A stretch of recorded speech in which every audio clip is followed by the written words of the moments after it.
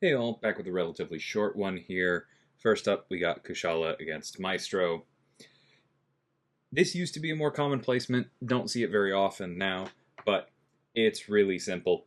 Um, Unfortunately, against Maestro specifically, Kushala does not have the ability to reverse regen the way that she can against some other cosmics because he is incinerate immune. And so you don't have the cheese that you potentially could.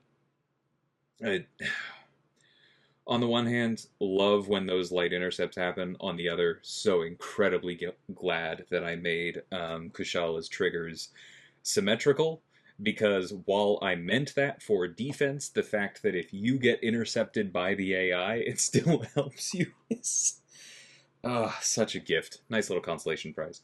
Anyway, as you can see there, you don't really care about reversing or even answering the regen when your soul barb is doing 20k per tick. Now it's, fluctuating a little bit as we get the regens, as our heavy blessings come and go. But yeah, she has no problem with that. Now, moving on to this long shot here, I remember taking this back in the original Decay season, also with Quicksilver. The idea for using him is simply that he doesn't gain dexterity when he dashes back, but you have no answer to the unblockable. It's going to happen. And that is why this placement exists, because you don't really have an answer to the unblockable with anyone.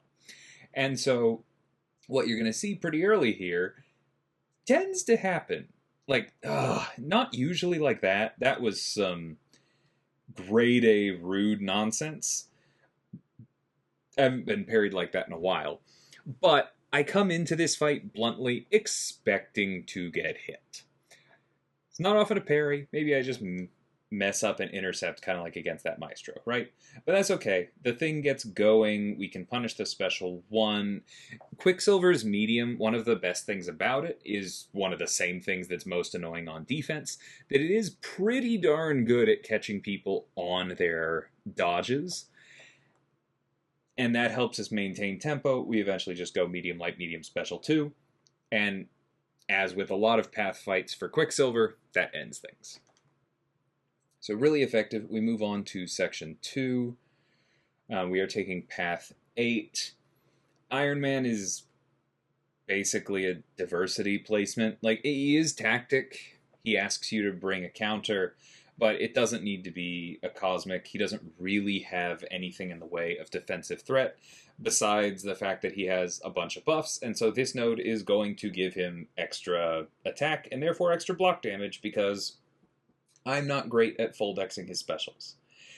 And that is fine, right? Like, Quicksilver definitely makes this part actually worse because we are giving him more buffs than you normally would. Reminder that Iron Man's armors trigger more when he's struck more. And so I am taking more block damage than I otherwise would, but it just doesn't matter. Like, the minute we can detonate this, everything's going to be fine. We're pausing our buffs very easily. We're getting the withers from the tactic as well. And I don't... Yeah, we do get the striker, but I wasn't quite on top of my reflexes enough to use it. But it didn't matter. We didn't need the physical vulnerability there. We could just go straight for the detonation and it killed. Again, rank 3 Quicksilver kills most path fights pretty efficiently. We didn't even have class advantage in that one. Moving on to Bishop here. This is an odd path split because I understand the purpose of it, but almost anyone that you would use for Bishop is going to have more buffs than Bishop's 0. Just the nature of kind of the tech class. And so this just becomes super easy. I should have sidestepped into a special 2 there and not really worried about the cauterize bonus. That's fine. The special 3 is going to do more damage too. Because like I just said, we have power for days here. We are constantly gaining the flood that generally the defender gets on this node. So it's making that significantly easier, gives us a nice easy opening for the heavy. These degens would be doing more damage after the special 2 if we had then used the striker, but that's okay. This does just fine. We block another special 1, heal from it. Another one because power efficiency does come online.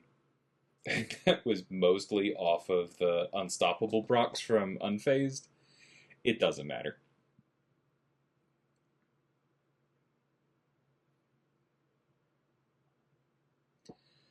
Alright, we move right along to our mini boss here. It's the Ultron that we've taken before.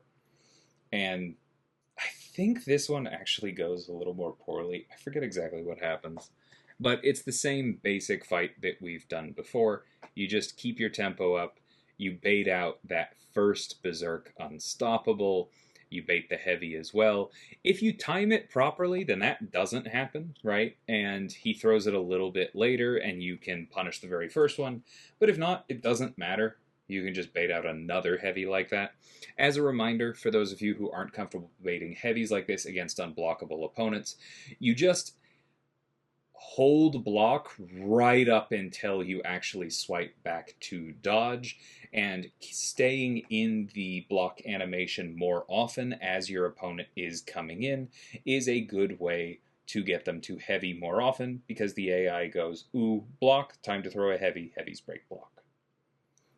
It's a skill that takes some practice, but if you put time into it, it saves your bacon quite a bit against unblockable opponents. Of course, now he's not unblockable, so we just close things out normally. And yeah, that was my war. Nice and simple.